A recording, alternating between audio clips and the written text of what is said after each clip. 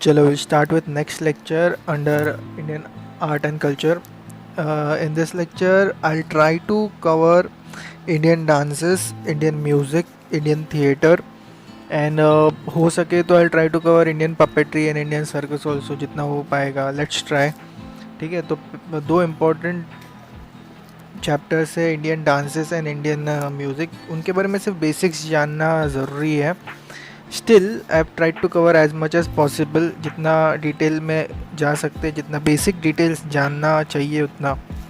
ठीक है, तो first is let's start with Indian dances. ठीक है, अभी देखो, अभी इंडियन डांस के बारे में सबसे पहले भरताज नाट्य शास्त्र, ये जो किताब है इसमें लिखा गया था. It described dance as a complete art and it also gave its rules. ठीक है, फिर ऐसा मान्यता भी है कि lord Brahma combined 4 Vedas to form the 5th Veda, Natya Veda. तो इसमें जो 4 वेदास थे, Rig Vedas give words, Yajurveda give abhinaya, Samaveda give geet, Atharvaveda give rasa means emotions. ठीक है, फिर जो प्रूफ्स है उसमें ये भी देखा गया है, जो कम्युनिटी डांसिंग का कॉन्सेप्ट है वो बहुत पुराने टाइम से चलता आ रहा है. ये प्रूफ हुआ है भीमबेटका केव्स के जो पेंटिंग्स थे वहाँ से भी वी कैन अंडरस्टैंड दिस.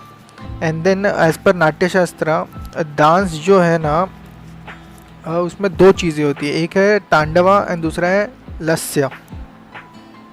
ठीक है, तांडवा मतलब रिदम. ठीक है, rhythm denotes masculine type energy and lasya means grace and abhinaya means it denotes feminine energy. ठीक है, तो ये दोनों male masculine and feminine energy को कंबाइन करके एक प्रॉपर एफिशिएंट और प्योर डांस बनता है.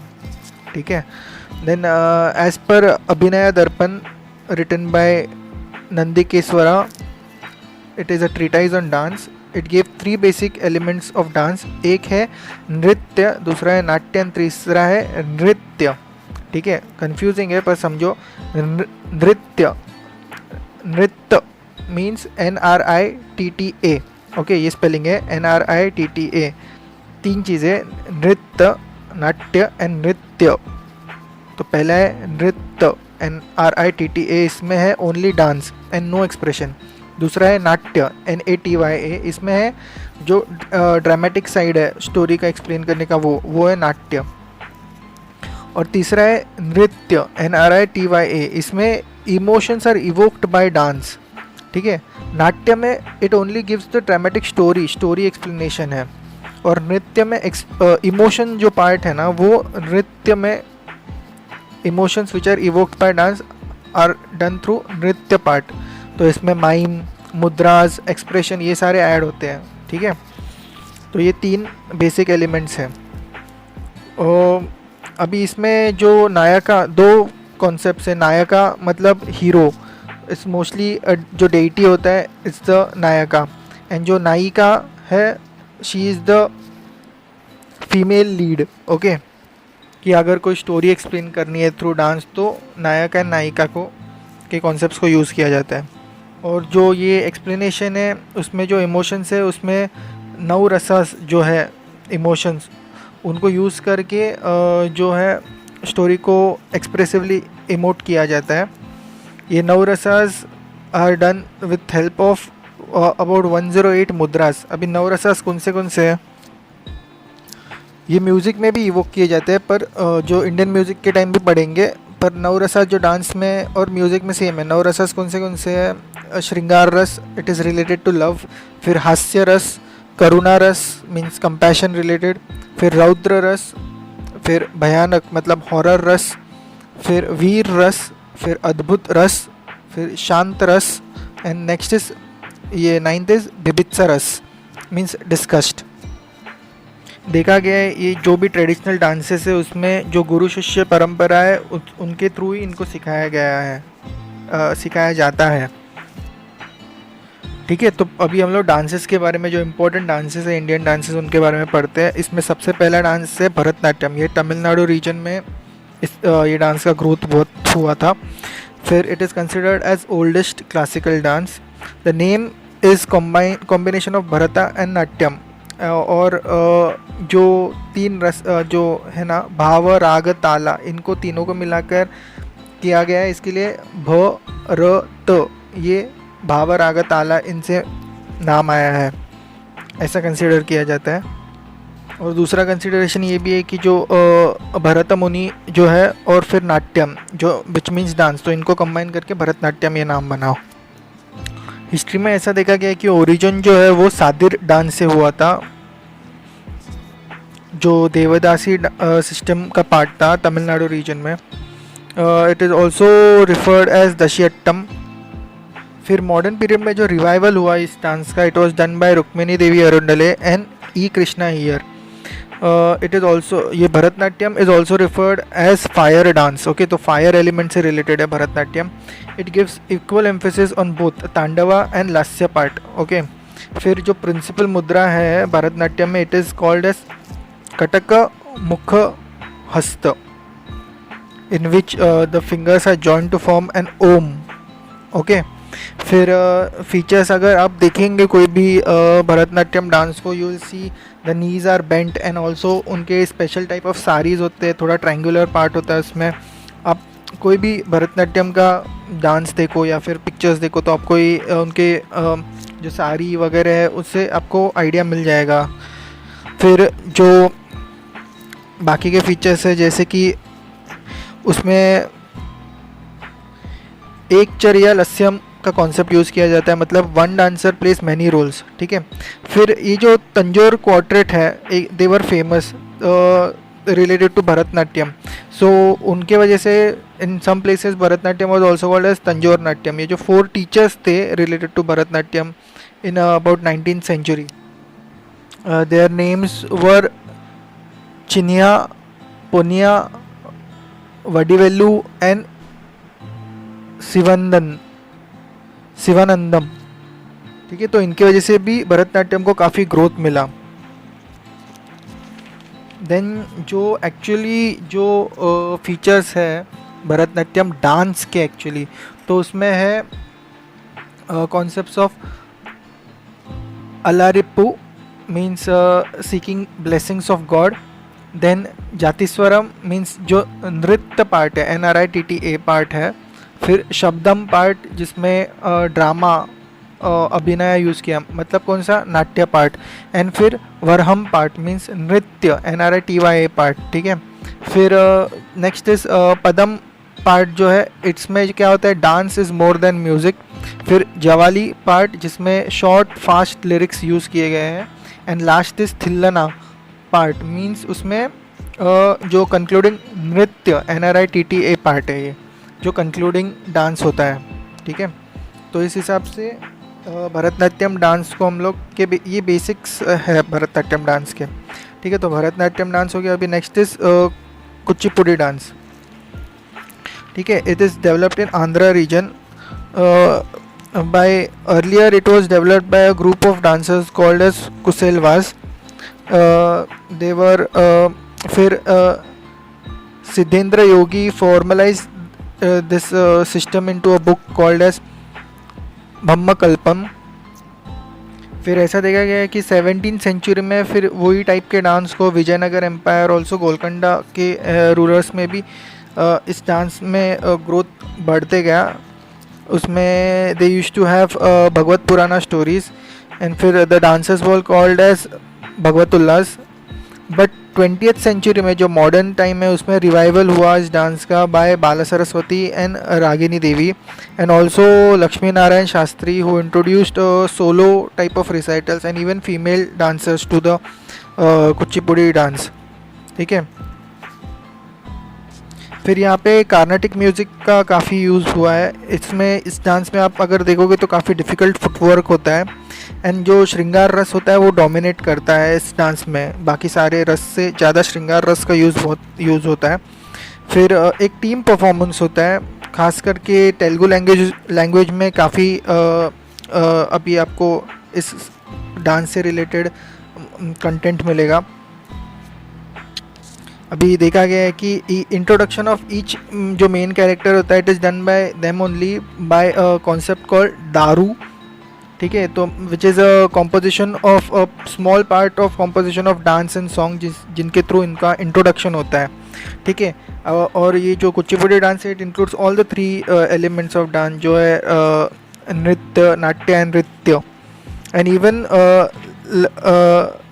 तांडवा एंड लस्य जो पार्ट है it also is in a balanced form in this dance.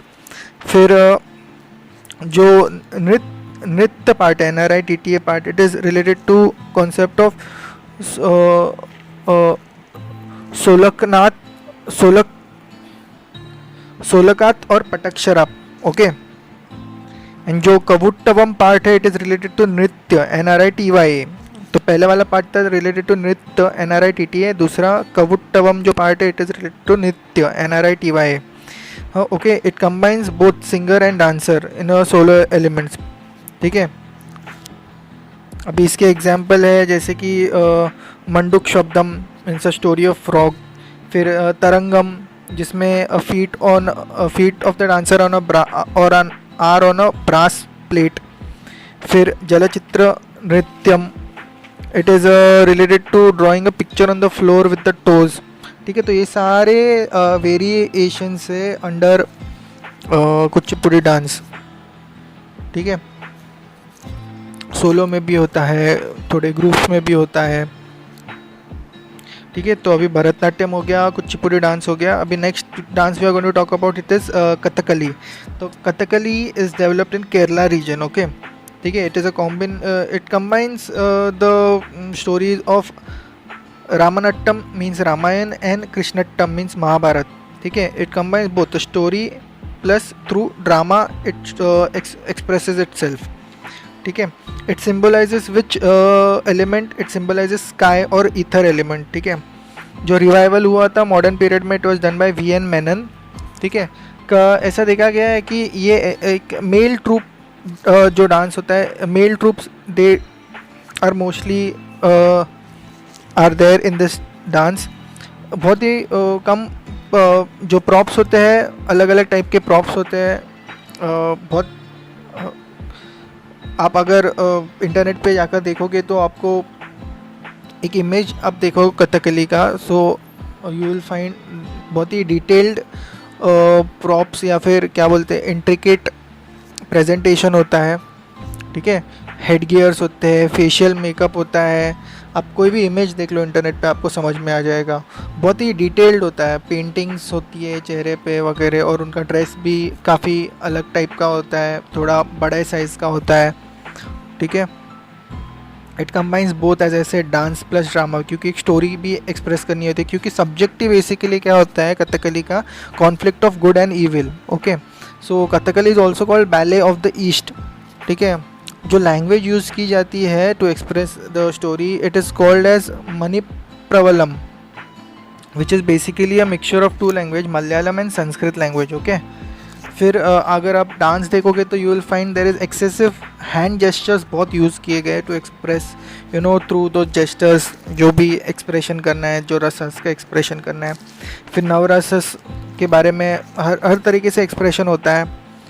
Even जो movement of I and eyebrows जो है इतने डिटेल लेवल पे डांस होता है. ठीक है. आप वो जो देखोगे ना डांस के इमेजेस, तो उनके फेशियल एक्सप्रेशन, उनके जो मेकअप वगैरह जो भी चीज़ें हैं, यू विल सी कि आइज़ पर बहुत ज़्यादा फोकस किया गया है. ठीक है. उसमें से भी emotions they emote through dance in the dance. फिर अलग अलग कलर आर रिप्रेजेंटेटिव ऑफ अलग अलग थिंग्स, जैसे कि ब्लैक रिप्रेजेंट्स ईविल, वाइट जो बियर्ड है इट रिप्रेजेंट्स हायर कॉन्शियसनेस. फिर red is the royal colour, yellow related to women, green related to divine colour. ठीक है.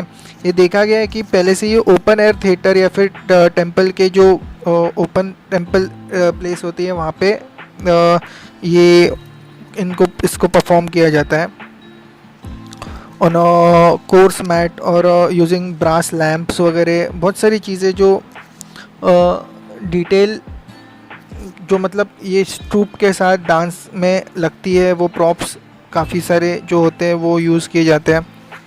फिर जो छेंडा एंड मड्डला जो पार्ट है, they are the beginning and the end of the recital. ठीक है. तो ये बेसिक फीचर्स थे related to which dance, Kathakali.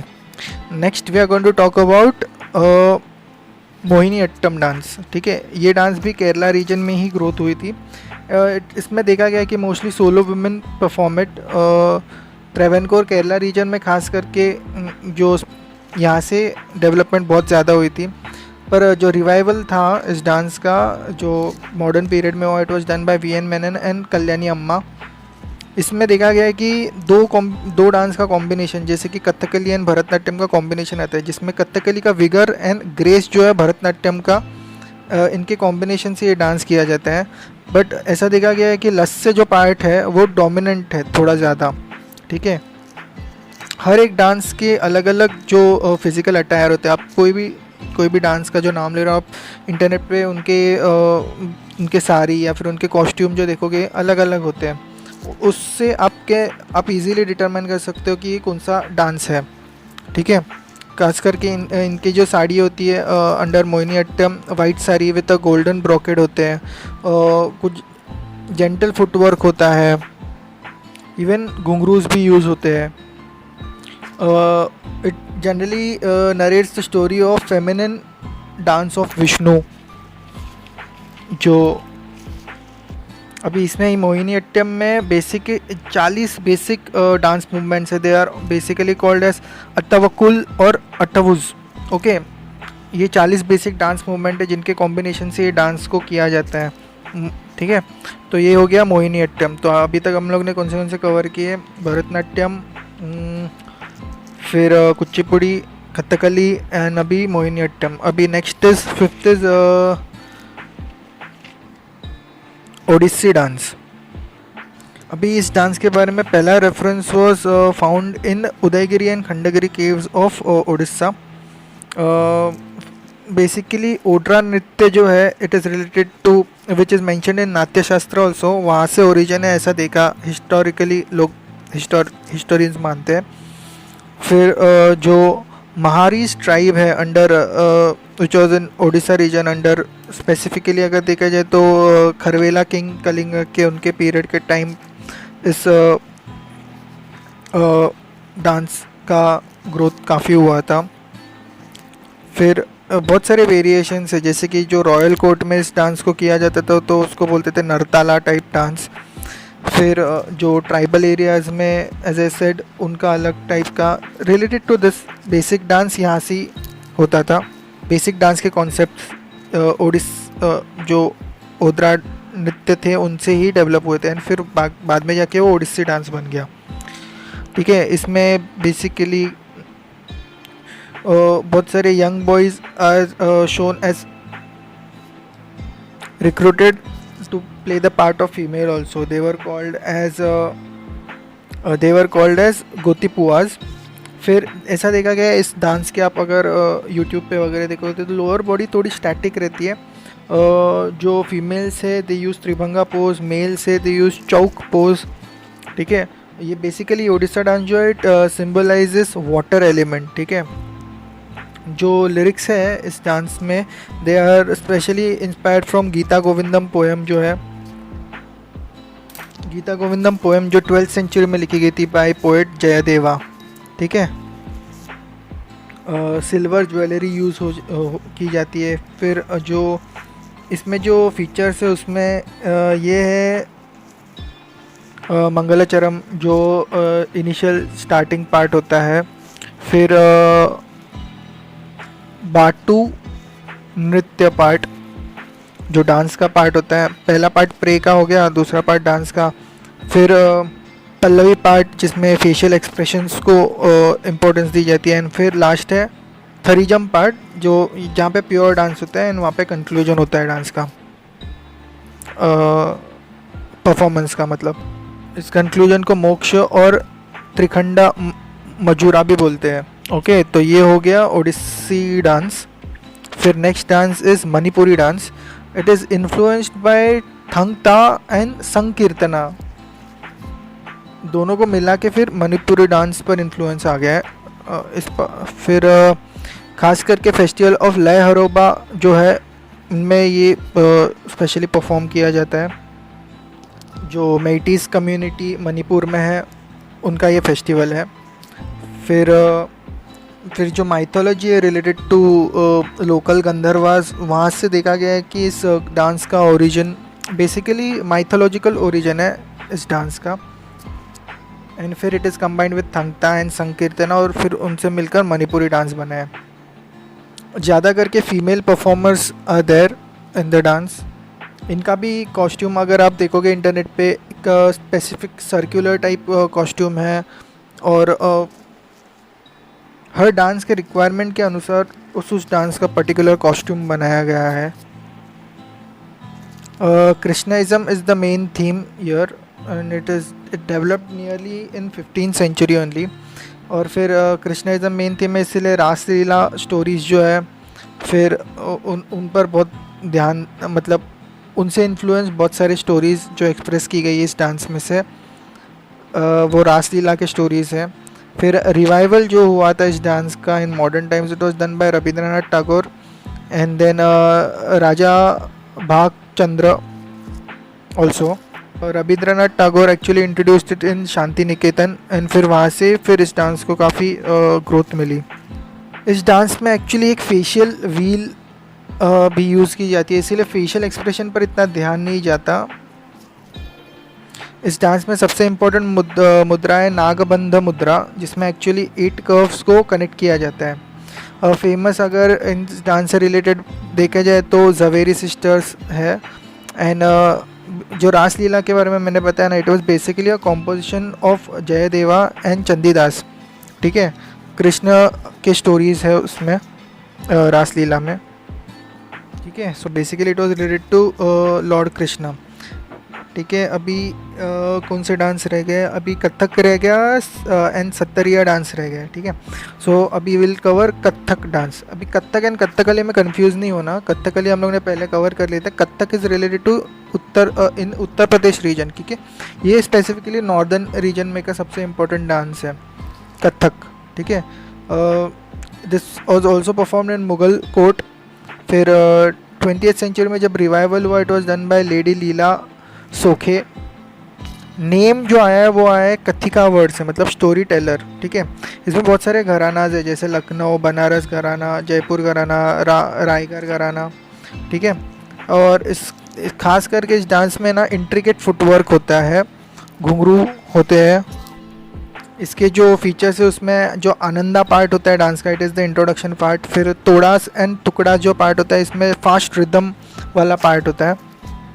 फिर सबसे इम्पोर्टेंट पार्ट होता है जुगलबंदी पार्ट, जिसमें तबला एंड डांसर दोनों के कॉम्बिनेशन होता है। फिर पाधंट पार्ट होता है, जिसमें भी डांसर रिसाइट करता है कुछ चीज़ों को।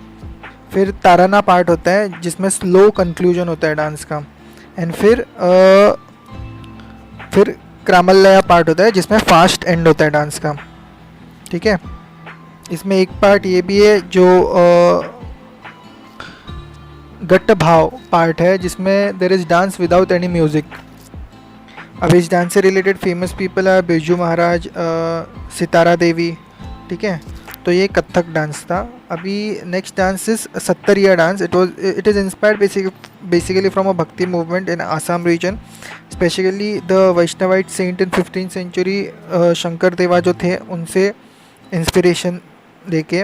फिर क्या होता था, वो टाइम के मोनेस्ट्रीज होते थे जिसमें वैष्णवाज रहते थे, उनको सट्टार्स बोलते थे, तो वहाँ से सत्तरिया डांस बना। And it is uses devotional kirtans, और जो सॉन्ग्स होते हैं they are basically called as Borgeet. फिर it is a mix of Devadasi and Ojapali dances of Assam, ठीक है। जो क्लोथ्स होते हैं इसमें स्पेशली वेस्ट क्लॉथ होता है, एक धोती होती है, पगड़ी मतलब टर्बन्स होते हैं। ज्वेलरी में घुरी एंड चडोर ऐसे ज्वेलरीज होते हैं। तो एज ए सेड अलग अलग डांस के अलग अलग कॉस्ट्यूम्स होते हैं, ठीक है। अभी इसके 2 स्ट्रीम्स है, गयान भयनार नाच एंड दूसरा है खरमनार नाच, ठीक है। सत्तरिया डांस के ये 2 स्ट्रीम्स हैं मॉडर्न पीरियड में, ठीक है। अनिका नाट जो है ना, it is considered as drama related to Sattriya dance, okay. It is in especially Assamese and Maithili mixed language called Brajavali. It is also called as Bhaona. It is a traditional form of entertainment in Assamese region. ठीक है, तो ये हो गया सत्तरिया dance. तो अभी हम लोग ने बेसिकली 8 क्लासिकल डांसेस के बारे में पढ़ लिया ना. कौन से डांसेस थे इसमें? भरतनाट्यम, कुचिपुड़ी, देन कथकली, फिर मोहिनी अट्टम, फिर ओडिसी डांस, फिर मणिपुरी डांस, फिर Kathak and last Sattriya dance. अभी 8 हो गए. तो ये 8 classical dances are recognized bye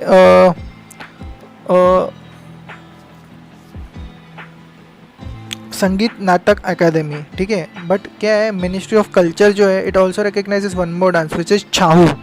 okay, तो छाहू मतलब ministry of culture basically 9 dances को रिकग्नाइज करती है. छाहू जो है it is also UNESCO intangible heritage culture.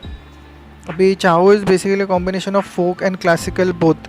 ठीक है, तो इसमें जो थीम होती है बेसिकली सर्प मतलब स्नेक रिलेटेड एंड मयूर मतलब पिकॉक रिलेटेड होती है. इसमें 3 स्टाइल से बेसिकली. एक है मयूरभंज छाऊ जो उड़ीसा रीजन में परफॉर्म किया जाता है. वहाँ पे there is no use of mask. Okay, no use of mask here. And फिर दूसरे 2 टाइप है, उसमें आते हैं सराई किला छाऊ जो झारखंड रीजन में है, एंड देन पुरुलिया छाऊ जो वेस्ट बंगाल रीजन में परफॉर्म किया जाता है. एज ए सेड यूनेस्को की representative list of intangible cultural heritage में आते हैं छाऊ डांस. ठीक है, तो ये बेसिकली ये 9 इम्पॉर्टेंट डांसेस है. उसमें से 8 एज ए सेड संगीत नाटक एकेडमी रिकग्नाइज करती है. 9th ministry of culture 9 total recognize करती है विच एड्स छाऊ ऑल्सो. ठीक है, now will talk about folk dances. तो मैं क्या करूँगा, जो जस्ट नाम लूँगा डांस का और वहाँ पे जो स्टेट रिलेटेड है उससे वो स्टेट का नाम ले लूँगा. ठीक है, ठीक है. तो इसमें पहला है गरबा डांस जो गुजरात रीजन नवरात्र में परफॉर्म किया जाता है. फिर डांडिया जो which is basically a mock fight between Durga and Mahishasur, goddess Durga and Mahishasur. फिर नेक्स्ट है Tarangamel dance in Goa region. फिर घूमर डांस जो राजस्थान रीजन स्पेशली जो भिल्ल कम्युनिटी है उनमें परफॉर्म किया जाता है राजस्थान रीजन में. बेसिकली जो कॉस्ट्यूम होता है घाघरा उसमें यूज़ होता है. फिर कालबेलिया डांस इन राजस्थान जो it is related to serpent been. It is also in the intangible cultural heritage list of UNESCO. ठीक है, फिर चारबा डांस इन हिमाचल प्रदेश. फिर भांगड़ा एंड गिद्दा दोनों पंजाब में. भांगड़ा एंड गिद्दा मतलब एक मेल और एक फीमेल रिलेटेड है. ठीक है, फिर रासलीला इन यूपी. फिर दादरा इन यूपी. फिर जवारा डांस जो एक हार्वेस्ट डांस है इन एमपी. फिर मटकी जो मालवा रीजन में स्पेशल परफॉर्म किया जाता है. ठीक है, स्पेशली वुमेन परफॉर्म करते हैं. इसमें पॉट्स भी यूज़ किए जाते हैं. फिर Gaur Maria dance in bison Maria tribes in Chhattisgarh. फिर Alkap dance in Rajmahal hills area. फिर Birha dance in Bihar where male performs the female part also. Then paika dance which is basically a martial folk dance in Odisha region. Paika means it is a long spear. Okay. फिर Jat Jatin dance in Bihar region जो couple fight दिखाता है. फिर Jhumar which is a harvest dance in Jharkhand and Odisha region. फिर जननी जो एक female part है उसका और मर्दाना जो मेल पार्ट है. ठीक है, फिर दंड जत्रा इन ओडिशा रीजन. फिर Bihu dance in Assam region which is a group dance. फिर Thangta which uses sword and spear in Manipur region. तो वो मार्शल आर्ट्स में भी पढ़ेंगे हम लोग. फिर रंगमा और bamboo dance in by the Nagas. फिर सिंगी छम डांस इन सिक्किम. फिर Kummi dance by women in Tamil Nadu region during Pongal. फिर Mayilattam dance in Tamil Nadu region which is also called as peacock dance. Kalaiyattam is called as bull dance and Pambu attam is called as snake dance, ठीक है। फिर जंगम कथा और बुराई कथा इन आंध्र प्रदेश, बुर्रा कथा और Jangam Katha okay in Andhra Pradesh, single performers होते हैं इसमें। फिर Butta Bommalu dance which is basically related to toys okay in Andhra Pradesh region. The dancers wear mask and there is non verbal music in it okay. फिर Kai Kottikali dance in Kerala region during Onam. फिर Padayani dance in Kerala region. फिर Kolkali Parichakali which is basically sword and shield martial art types dance in Lakshadweep and Kerala region. फिर Bhuta Aradhane dance in Karnataka region. फिर Pattakunitha dance in Mysore region, it uses bamboos. फिर Chakyar Koothu dance in Kerala region, Chakyar Koothu dance in Kerala region okay.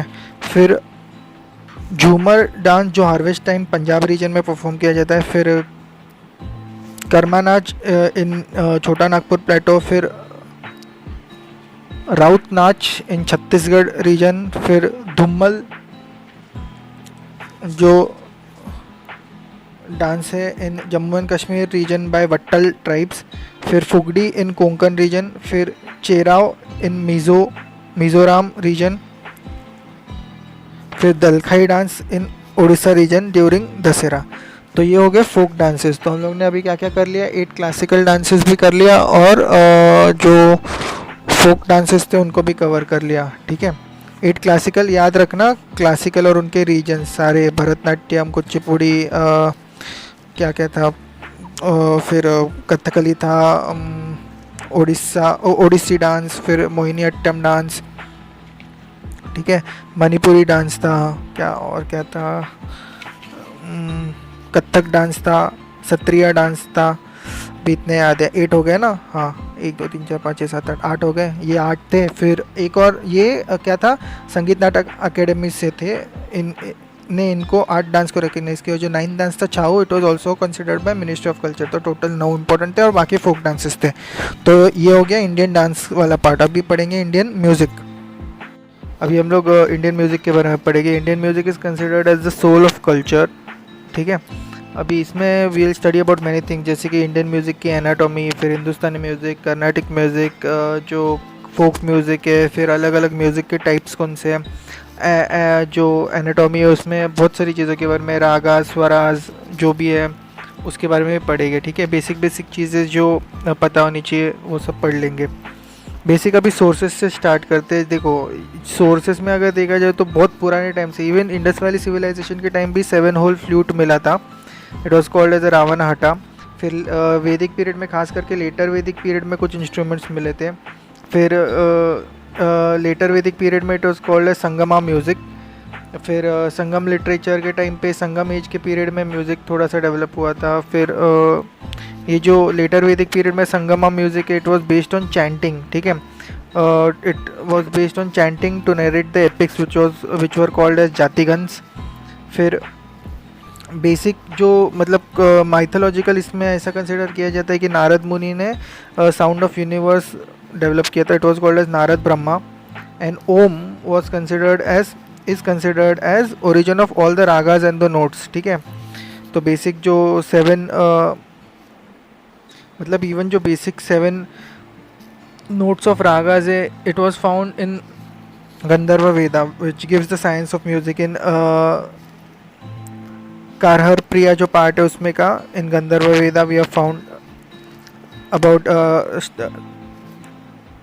knowledge about ragas and notes of music.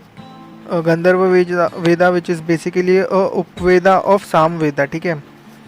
Therefore earliest raga in it was considered as Samaraga. Even जो जैमिनी ब्राह्मणा है, it also talks about music and dance. फिर Kausataki Brahmana also talks about music, dance and vocal, therefore it talks about complete art. फिर आत्रेय अरण्य का mentions about वीणा जो instrument है for music. फिर सबसे इम्पोर्टेंट बुक इस भारतस नाट्य शास्त्र जो अबाउट 200 BC टू 200 AD के पीरियड में डेवलप हुई थी, जिसके बारे में हम लोग ने इंडियन डांस में भी पढ़ा था। खास करके डांस रिलेटेड बहुत सारी चीज़ें, बट म्यूज़िक के बारे में भी it talks about, it gives musical theory and talks about 22 octaves, मतलब श्रुतिज इन म्यूज़िक। फिर Dattilam text also talks about Indian music. फिर अगर 13th सेंचुरी की बात करें तो वहाँ पे संगीत रत्न का written by Sarang Dev, it talks about music, जिसमें 264 रागास है के बारे में इंफॉर्मेशन दी है। Even north Indian and south Indian music के बारे में इट वहाँ पे इंफॉर्मेशन है। 9th सेंचुरी में Brihaddeshi was written by Matanga, it also talks about Indian music. फिर Sangeet Makarand written by Nanda, it classified female and male ragas which was written in 11th century. फिर 16th century में स्वरमेला कलानिधि रिटन बाय रामामात्या। फिर 17th सेंचुरी में चतुर्दंडी प्रकाशिका written by वेंकटमक्खीन, तो ये 17th century में था। यहाँ पे भी गुरु शिष्य परंपरा, जैसे we talked about in Indian dance, यहाँ पे भी गुरु शिष्य परंपरा से ही नॉलेज ट्रांसफ़र होता था। ठीक है, तो ये बेसिक सोर्सेज थे, खास करके प्रीलिम ओरिएंटेड बुक्स और ऑथर्स के नाम इंपॉर्टेंट थे, पर अगर मेंस ओरिएंटेड इतना नहीं था। Now will talk about Indian music anatomy जो इम्पोर्टेंट है। तो इसमें देखो इम्पोर्टेंट कॉन्सेप्ट क्या है, स्वरा, रागा, फिर ताल अलग अलग, फिर जो इतने 2-4 चीज़ें हैं बेसिक जो एनाटॉमी बनाते हैं। स्वर मतलब नोट और स्केल, ओके। स्वर is not equal to shruti, okay. श्रुति क्या होता है, it is the smallest grade of the swara, मतलब वो पिच है, माइक्रो नोट है, मतलब वो फ्रीक्वेंसी डिटरमाइन करता है, और जो स्वर है इट डिटरमाइन द स्केल। ठीक है, देयर आर अबाउट 22 जो भरताज नाट्यशास्त्र है, देयर ही हैड डिवाइडेड स्वराज इनटू 22 नोट्स, ओके। जो स्वरा है, as I said, it determine the scale और degree in the composition. Currently जो फेमस, अरे ठीक है ये नहीं समझा तो भी फेमस जो स्वराज है 7 स्वर से बेसिकली, जो सा रे ग म प ध नि सा है, तो समझा स्वर क्या है, ये है स्वर। ठीक है, and they are basically based on the pitch, okay. जो पिच है, पिच के हिसाब से स्वर बनते हैं, समझा ना। मतलब श्रुति जो होता है, it is the smallest gradation of the pitch, it represents the frequency, okay. And there are about 22 shrutis और माइक्रो नोट्स बेसिकली। श्रुतिज अगर कुछ नहीं समझा तो भी ये याद रखो, श्रुतिज मतलब माइक्रो नोट्स और स्वर मतलब नोट्स। ठीक है, अभी समझा। देर आर 22 श्रुतिज एंड उसमें से 12 आर ऑडिबल। ठीक है, तो ये जो 12 है उसमें के 7 आर शुद्ध एंड 5 आर विकृत स्वराज।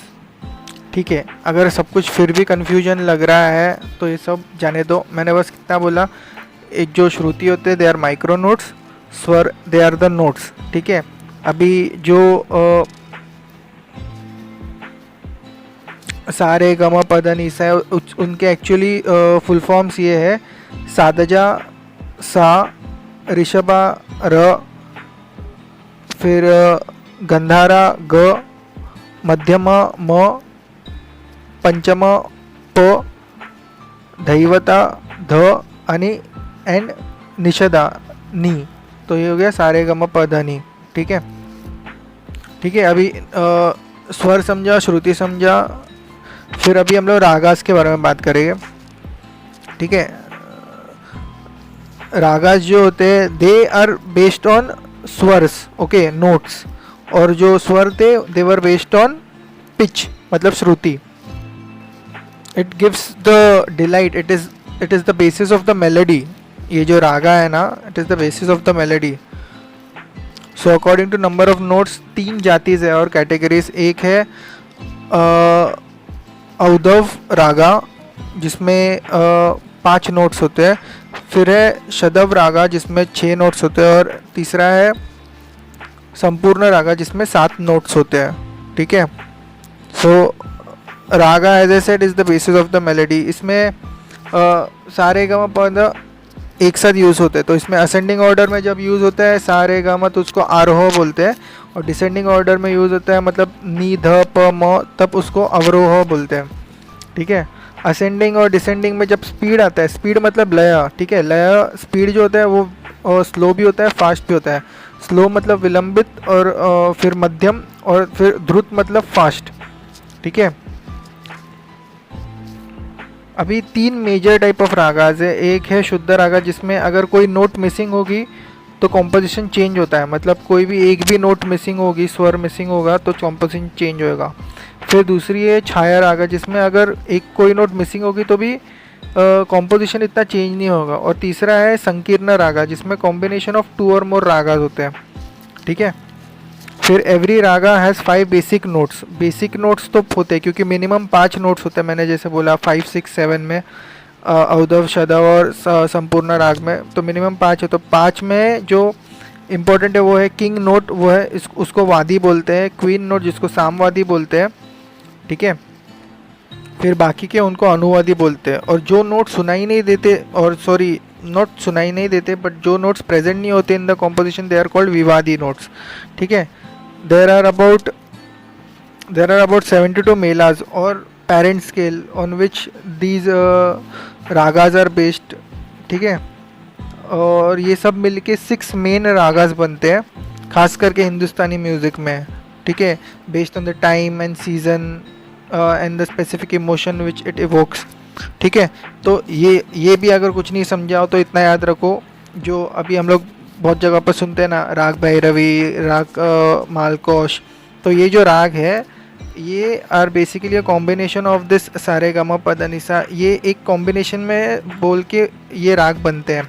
और जो राग मतलब ये जो राग है राग भैरवी, राग मालकोश, ये एक कॉम्बिनेशन जो एज आई सेड जो सारे गामा पद निसा का एक कॉम्बिनेशन, जो मतलब जो स्वर का कॉम्बिनेशंस है उनसे बनते हैं। जो स्वर है वो पिच मतलब श्रुति से बनते हैं। समझ रहे हैं क्या? नहीं समझा तो भी ये बस ऑर्डर याद रखो, श्रुति, स्वर, राग। ठीक है। अब इसमें राग में कौन से इंपॉर्टेंट राग है? राग भैरव, राग हिंदोल, राग दीपक, राग मेघ, राग श्री, राग मालकोश। ठीक है। अभी एक दो चीज़ के बारे में याद रखो, जैसे कि राग भैरव जो है वो डॉन टाइम जो होता है दिन का उसमें गाया जाता है, और सीज़न एनी सीज़न में गाया जाता है। और जो मूड होता है इट इवोक्स पीस वाला मूड। फिर राग हिंदोल जो है वो मॉर्निंग में गाया जाता है, सीज़न स्प्रिंग रिलेटेड है and it evokes various emotions. फिर राग दीपक जो है वो नाइट के टाइम में गाया जाता है एंड सीज़न समर रिलेटेड है। ठीक है। और इट इवोक्स कंपैशन। फिर राग अगर याद रखना है तो राग मालकोश वो मिडनाइट के टाइम एंड सीज़न विंटर, और वीर रस मतलब वीर वाला, ब्रेवरी वाला मूड इवोक करता है। ठीक है। फिर ये हो गए श्रुति, स्वर, राग। अभी नेक्स्ट इज ताला। ताल is the basis of rhythm. ठीक है। मतलब रिदमिंग ग्रुप ऑफ बीट्स, जो बीट्स का ग्रुपिंग होता है ना उससे एक रिदम बनता है, उसको ताला बोलते हैं। ये बीट कितने भी होते हैं, 3 भी होते हैं, 108 भी होते हैं। ठीक है। तो ताला जो होता है it is independent of type of music, मतलब हिंदुस्तानी हो या कार्नाटिक हो, it is independent of it. ठीक है। अभी टेम्पो जो होता है, टेम्पो वाला कॉन्सेप्ट, ये ताल से रिलेटेड होता है। हाँ, जो हम लोग टेम्पो सुनते हैं ना, सो मतलब वो क्या है, बेसिकली टेम्पो क्या होता है, it keeps the uniformity of the time span in the ताल। ठीक है। जब ये यूनिफॉर्मिटी आता है इट इज़ कॉल्ड लय। समझा? मतलब टेम्पो मतलब लय। फिर तालज में अलग अलग ताल होते हैं, एक ताल, जप ताल, 3 ताल एक्सेट्रा। ठीक है। और ये सेम नहीं होते हिंदुस्तानी म्यूज़िक और कार्नाटिक म्यूज़िक में, क्योंकि कार्नाटिक म्यूज़िक काफ़ी रिजिड है as compare to Hindustani music. तो कार्नाटिक म्यूज़िक में ताला को थाला बोलते हैं। तो थाला में 3 ड्यूरेशन होते हैं, लघु, द्रुत और अनु, and it is divided into 5 घटीज। थाला के 3 ड्यूरेशन एज आई सेड, लघु, द्रुत एंड अनुद्रुत। ठीक है। अभी समझ रहे हैं ना क्या क्या पढ़ लिया अभी हम लोग ने? श्रुति, स्वर, राग, ताल एंड लया। अभी देखो थोड़ा आई कैन अंडरस्टैंड, बहुत कंफ्यूजिंग है, मैं फास्ट बता रहा हूँ, इसके लिए बहुत चीज़ें समझ में नहीं आ रही होगी, पर आपको बस ये समझना है कि किसके बाद क्या होता है, कौन किसके कॉम्बिनेशन से बनता है। मतलब श्रुति से स्वर, स्वर से राग, राग के बीच में ताल, ताल का में बीच में लय। ठीक है, अगर एक एक चीज़ समझाने लग जाएंगे ना तो क्या होएगा कि वो जो नितिन सिंघानिक की किताब है वो ऑलमोस्ट 500 600 700 पेज की है, उसको अगर एक एक चीज़ को समझाने लग जाएंगे तो पता नहीं, एक एक छोटे छोटे चैप्टर को 10 घंटे लगने लग जाएंगे, क्योंकि एक एक चैप्टर उसमें का 40 50 पेज का है। तो इतना डेप्थ में अगर जाना है ऑब्वियसली बुक तो पढ़ना ही पड़ेगा, बुक पढ़े बिना तो कुछ नहीं होता। ये तो सिर्फ ऊपर ऊपर से जस्ट एग्ज़ाम ओरिएंटेड जितना याद रखना चाहिए उतना ही है। ठीक है, तो ये सारा अभी हम लोग ने एनाटॉमी को समझा। अभी इसमें इट इवोक्स वेरियस रसास, मतलब इमोशंस में 9 रस जो थे, जो हम लोग डांस में भी पढ़े थे। तो इसमें कौन से आते हैं? श्रृंगार रस, हास्य रस, करुणा मतलब कंपैशन, रौद्र भयानक मतलब हॉरर, वीर अद्भुत, शांत एंड विवित्सा रस मतलब डिस्कस्ट।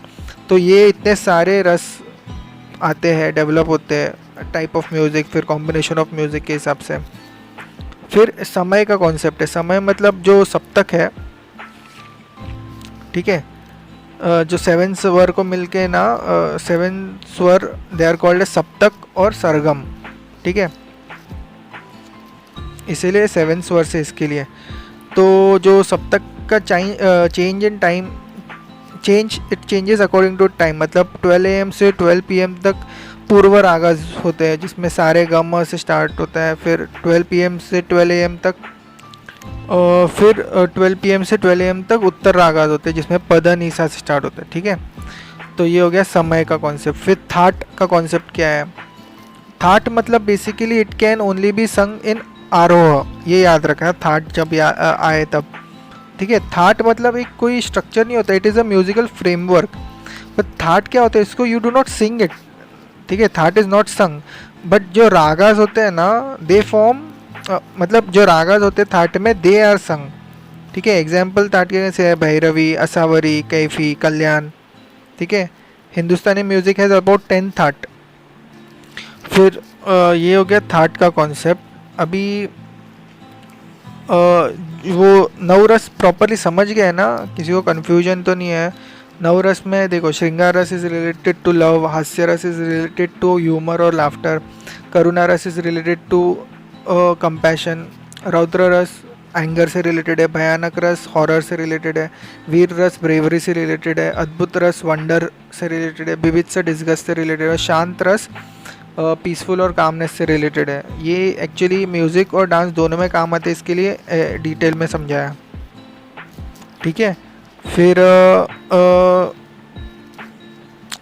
ये जो आलाप का कॉन्सेप्ट है ना, जो स्लो टेम्पो होता है in the beginning of any raga is called as alap. मतलब एक आकार होता है, मतलब जो आप सुनते हो ना आ करके जो स्टार्ट करते हैं सिंगिंग, उसको आलाप बोलते हैं। ठीक है, जब फास्ट टेम्पो आता है, टेम्पो का कॉन्सेप्ट समझा ना आपको, लय, जो फास्ट टेम्पो आता है उसको तान बोलते हैं। फिर मुखरी जो होता है उसको शॉर्ट तान्स होते हैं, फास्ट टेम्पो को तान और मुखरी है वो शॉर्ट टाइम के तान्स होते हैं। फिर अलंकारा क्या होते हैं? 3 नोट्स के कॉन्सेप्ट होते हैं, मतलब सा रे ग या ग म प, ऐसे 3 नोट्स जब आएंगे तब वो अलंकारा बनते हैं। ठीक है, अभी थाट और राग में डिफरेंस समझ लो। थाट और राग में थोड़ा सा डिफरेंस है। राग जो है इट बिलोंग्स टू थाट, मतलब थाट के अंदर आता है राग। ठीक है, और थाट में क्या होता है, 12 स्वर होते हैं उसमें के जो 7 सुनाई देते हैं वो। ठीक है, मतलब 7 तो होने ही चाहिए थाट में। और राग में एज ए सेड 5 मिनिमम लगते हैं, तो राग में 5 मिनिमम लगते हैं, थाट में 7 लगते हैं। और थाट जो होता है it can B sung in आरोह ओनली, मतलब असेंडिंग। और जो रागा होता है it can B sung in आरोह एंड अवरोह दोनों, असेंडिंग एंड डिसेंडिंग बोथ। थाट is basically not sung, as I said ragas under it are sung, ठीक है। थाट के नाम जो है they are named according to ragas, और जो रागास के नाम है they are name according to the emotions, मतलब मेलोडी के अकॉर्डिंग रागास के नाम दिए गए हैं, ठीक है। तो ये बेसिक एनाटॉमी था ऑफ इंडियन म्यूज़िक। तो अभी इंडियन म्यूज़िक में दो टाइप के म्यूज़िक है, याद रखना। एक है हिंदुस्तानी, जो खास करके नॉर्दर्न इंडियन रीजन में डेवलप हुआ था, फिर दूसरा है कार्नाटिक म्यूज़िक जो साउदर्न इंडियन के रीजन में डेवलप हुआ था। तो हिंदुस्तानी म्यूज़िक में कुछ स्टाइल्स है वो याद रखना, उसमें सबसे इम्पोर्टेंट है ध्रुपद स्टाइल, मतलब it is considered as oldest and it is also mention in Natya Shastra, भरतज Natya Shastra. It reached his zenith during अकबर्स टाइम। इसमें important people are Mian Tansen, Gopal Das, Haridas, Baiju Bawra, Mansingh Tomar, they are all related to Dhrupad style, ठीक है। फिर इट बेसिक उसका है कि इट स्टार्ट्स विद एन आलाप, फिर बाद में वो पोएटिक बनता है। It uses instruments of pakhawaj and tanpura. It is based on जो घरानाज है उन उसके ऊपर उनकी स्टाइल है। घरानाज मतलब बेसिकली आइडियोलॉजी कहाँ से आई है, वो कॉन्सेप्ट या फिर वो म्यूज़िक की या फिर वो आर्ट की, जैसे कि इसमें, और वो घरानाज उनके हिसाब से बानीज या फिर वानीज जिसको बोलते हैं वो देते हैं। मतलब इसमें चार जो इम्पोर्टेंट घराना इसमें आते हैं, दगारी घराना, ये जयपुर एरिया से रिलेटेड है। फिर Darbhanga gharana, they are related to Maliks, and Bettiah gharana related to मिश्राज। ये दोनों मिलकर के हवेली स्टाइल बनाते हैं। फिर तलवंदी घराना, तो पहले जो घराना बोला था दगारी घराना जो जयपुर रिलेटेड है, तो वहाँ से important people are Pandit Jasraj, ठीक है। It is also called as Mewati gharana. तो बेसिकली मेवाटी घराना से रिलेटेड पंडित जसराज। तो ये हो गया ध्रुपद स्टाइल। फिर उसमें सेमी क्लासिकल भी आता है। सेमी क्लासिकल के बारे में आगे पढ़ेंगे, उसमें ज़्यादा करके लिरिक्स पे ज़्यादा फोकस किया गया है as compare to music. Semi classical में ठुमरी, टप्पा ये आते हैं। फिर ख्याल स्टाइल, ठीक है। ध्रुपद और ख्याल स्टाइल दो इम्पोर्टेंट स्टाइल है। ख्याल स्टाइल, ख्याल मतलब क्या, इमेजिनेशन, ठीक है। फिर ख्याल स्टाइल का ओरिजिन जो था वो अमीर खुसरो के टाइम हुआ था। Main patron was Mohammad Sharqi सुल्तान, ठीक है। इसमें ख्याल स्टाइल में क्या है, आलाप थोड़ा सा कम है पर तान वाला पार्ट ज़्यादा है, ठीक है। इम्पोर्टेंट इसमें फिगर है नुसरत फ़तेह अली खान साहब। फिर इसमें क्या होता है, शॉर्ट सॉन्ग्स प्रोड्यूस किए जाते हैं जिनको बंदिश बोलते हैं, मोस्टली रिलेटेड टू रोमांस, मतलब क्या, श्रृंगार रस। फिर इसमें टाइप्स कौन से हैं, बड़ा ख्याल जिसमें स्लो होता है थोड़ा, एंड छोटा ख्याल जिसमें थोड़ा सा फास्ट होता है। फिर इसमें घरानाज है Gwalior, Agra. It is also called as Rangila gharana because it is a blend of both khayal and Dhrupad. Kirana gharana जिसमें Pandit Bhimsen Joshi is an important figure. फिर पटियाला घराना जहाँ पे इम्पोर्टेंट फिगर इज़ बड़े गुलाम अली खान साहब एंड इज़ फेमस राग Bhairavi which is very famous. फिर भिंडी बाज़ार घराना जहाँ पे खास करके इसमें कंट्रोल ऑफ ब्रेथ पर ज़्यादा ध्यान गया है। इम्पोर्टेंट पर्सनैलिटी छज्जू खान, ठीक है। तो ये हो गए ध्रुपद स्टाइल, ख्याल स्टाइल, ठीक है। फिर तराना स्टाइल। तराना जो होता है it is mostly very fast, ठीक है, मतलब थोड़ा फास्ट टेम्पो यूज़ होता है यहाँ पे। तो यहाँ पे भी फेमस है Pandit Ratan Mohan Sharma of Mewati gharana and he is also called as Tarana के बादशाह। फिर जो सेमी क्लासिकल स्टाइल है उसमें ठुमरी इज़ इम्पोर्टेंट, जहाँ पे थोड़ा हिंदी या फिर अवधी या फिर ब्रिजवाली भाषा को बहुत यूज़ किया गया है। नॉट ब्रिजवाली, ब्रज भाषा, ठीक है। अवधी का मतलब इट इज़ हिंदी का डायलेक्ट ओनली, अवधी। फिर यहाँ पे फेमस है बेगम अख्तर। पंजाबी ठुमरी जो होता है it is very fast. And जो पूर्वी ठुमरी होता है इट इज़ वेरी स्लो। ठीक है, इसमें इंपॉर्टेंट घराना है लखनऊ घराना, बनारस घराना। फिर सेमी क्लासिकल में ही दूसरा है Tappa. Tappa is related to folk music. इसमें बहुत ही क्विक फ्रेजेस होते हैं, specially camel riders of north west region, वहाँ पे भी बहुत फेमस है ये। फिर नेक्स्ट इज सेमी क्लासिकल में ही गज़ल। गज़ल वॉज उसके जो स्टार्टिंग ओरिजिन कहा जाता है इट वॉज थ्रू अमीर खुसरो। गज़ल में क्या होता है, पोएटिक रिदमिक कपलेट्स होते हैं but not more than 12 in number, जिसको अशर बोलते हैं। Important famous personalities are Rumi and Ghalib. ठीक है, तो ये हिंदुस्तानी म्यूज़िक के फिर सब टाइप्स में आ गया। Next is Carnatic music. अभी कार्नेटिक म्यूज़िक में सबसे ज़्यादा जब जो इंस्ट्रूमेंट यूज़ होता है इसको बोलते हैं मृदगम। जब वो यूज़ होता है उसको तब बोलते हैं थन्नम। एंड जब मृदगम यूज़ नहीं होता तब उसको बोलते हैं रागम। ठीक है, it is more Kriti based. Okay, and साहित्य जो कॉन्सेप्ट है ना, साहित्य अकेडमी जो बोलते हैं, साहित्य से बेस है उसका, कल्चरल है बहुत ज़्यादा ऐसे। इसमें क्या होता है, इसमें फिक्स ताला होता है। ताला जो होता है ना, जो हम लोगों ने पढ़ा है दैट इज़ फिक्स्ड। एंड इस मतलब फिक्स रिदमिक साइकिल्स होते हैं। और इसके जो पार्ट्स होते हैं उसमें इम्पॉर्टेंट चीज़ है पल्लवी पार्ट, मतलब it is the main repetitive lines which come again and again.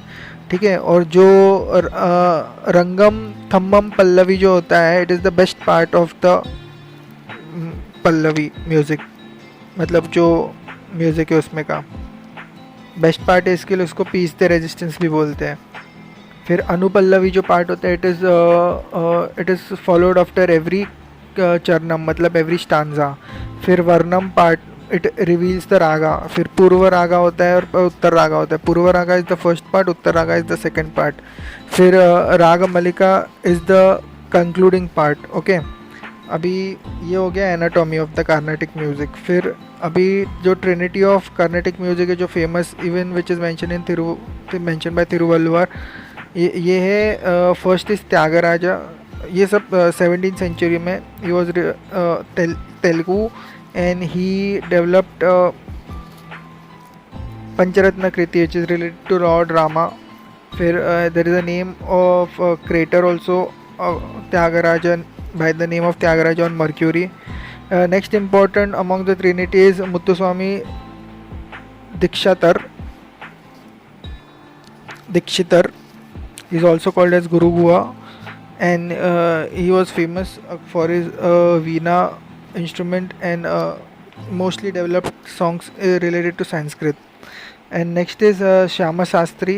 He was also a Telugu. He developed Sarvajati music.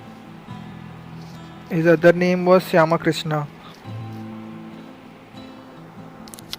And Mudras. Okay, he also developed Sarvajati music and Mudras. ठीक है, अभी ये classical में ही दो चीज़ें थे ना, हिंदुस्तानी and Carnatic. तो अभी फ़र्क समझा ना। हिंदुस्तानी पर क्या है, हिंदुस्तानी म्यूज़िक जो है उसमें थोड़ा सा इन्फ्लुएंस है तीनों पीरियड्स का, मतलब जो ओरिजिन था आमिर खुसरो वगैरह, इसके लिए अरबियन, पर्शियन, अफ़गानिस्तान थोड़ा सा इन्फ्लुएंस है। फिर कार्नेटिक बहुत ही इंडिजीनियस है उस हिसाब से। फिर हिंदुस्तानी काफ़ी फ्री है, फ्लेक्सिबल है। कार्नेटिक काफ़ी रिजिड है। ठीक है, हिंदुस्तानी में बहुत सारे घराना है, इसके लिए बहुत सारे स्टाइल्स हैं। कार्नेटिक में एक ही बेसिक स्टाइल है।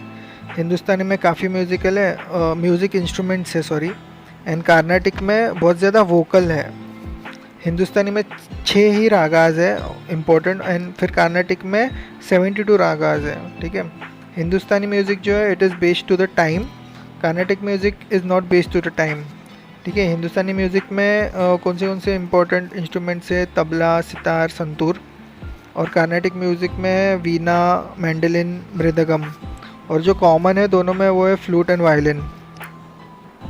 और इसमें हिंदुस्तानी में सारंगी, तबला, सितार, संतूर ये है as I said. And classical Carnatic में वीणा, मैंडलिन, मृदगम है।